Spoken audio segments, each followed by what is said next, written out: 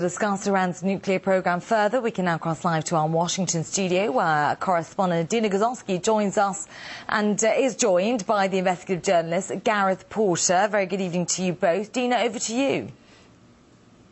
Hi there. Well, as nuclear talks are underway in Geneva, investigative journalist Gareth Porter says that the U.S. story on the Iranian facility doesn't quite add up. He says that further analysis into this issue really puts into question what the U.S. knew and what they didn't. He also thinks that it was wrong for journalists to rely solely on the comments of a few senior administration officials when reporting this story. Dr. Porter joins me today to talk about his findings. Thank you so much for being here. So talk about this confusion here. Take me through how this story was going, and then all of a sudden something didn't quite add up.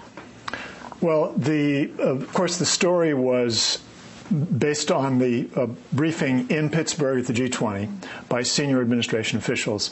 It was 3 days after the Iranians had notified the International Atomic Energy Agency of this second enrichment facility, although they didn't give details of it.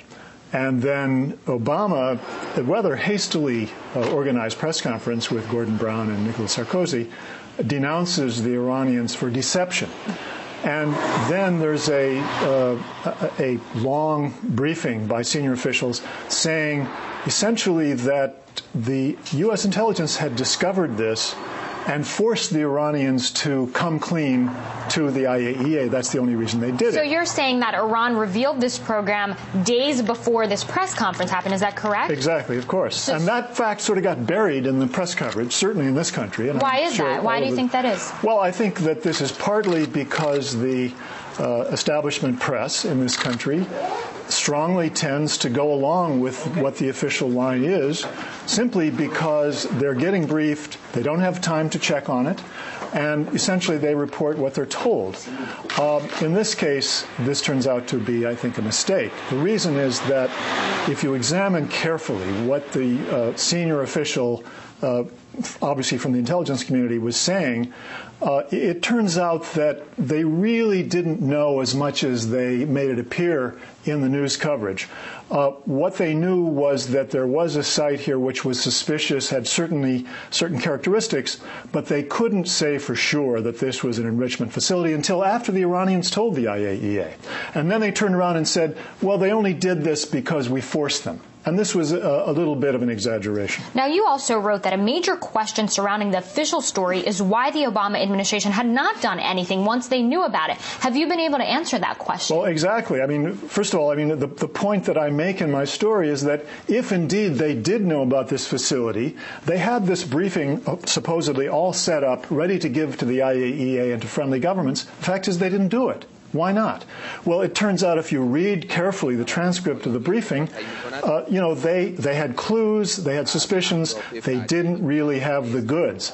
And I was told by a former official who'd read the briefing paper given to foreign governments on this intelligence that, in fact, he was convinced they didn't have the goods when they went public. At least they didn't have it until after the Iranians When you talk told about the IAEA, goods, be a little bit meaning that they didn't have hard intelligence that they could show to the world or show to the IAEA and be convincing. So, in other words, they didn't really know. And the point is that the Iranians told the IAEA just before these talks, obviously for their own reasons. Now, there have been more developments that I want to quickly summarize since this story came out.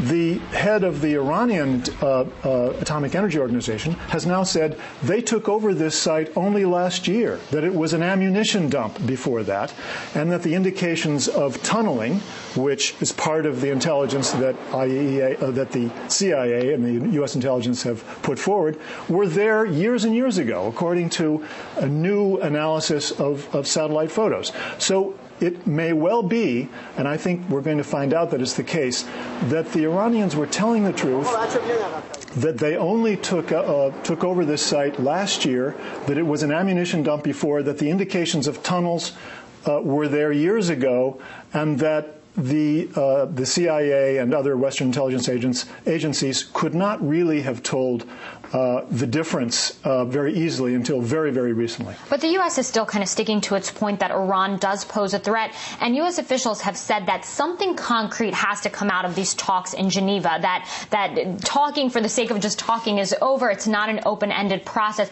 What do you expect to come out of these negotiations on all these deadlines? Well, first of all, you have to understand, of course, the United States is still saying they have to come clean. The fact is that the Iranians have already said the IAEA can come in and look at this site, and they're going to find there's nothing there, and they're going to be given the information about when the centrifuges will go in, and it'll become clear that this is not for high enriched uranium, for bomb-grade uranium at all, as the United States suggested in that briefing quite wrongly. And why do you think that the U.S. keeps pushing this point then? I mean, what do they have to gain from it? Whether it be a concerted effort on the part of the State Department, the media, the government, I mean, why? I think what they hope is that somehow this will increase the pressure on Iran to give in to the demand that they stop uranium enrichment. Well, that's simply not going to happen.